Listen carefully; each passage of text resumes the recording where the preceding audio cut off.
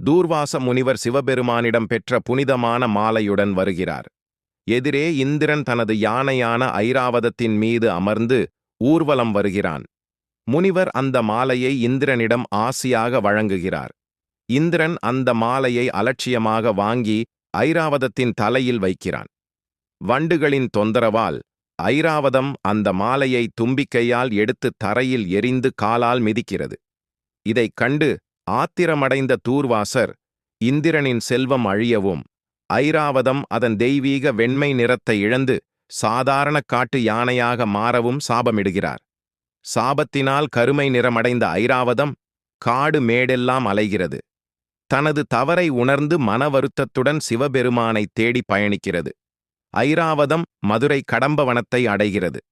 அங்குள்ள பொற்றாமரை திருக்குளத்தில் நீராடி சுயம்பு லிங்கத்தைக் கண்டெடுத்து மனமுருகி பூஜை செய்கிறது.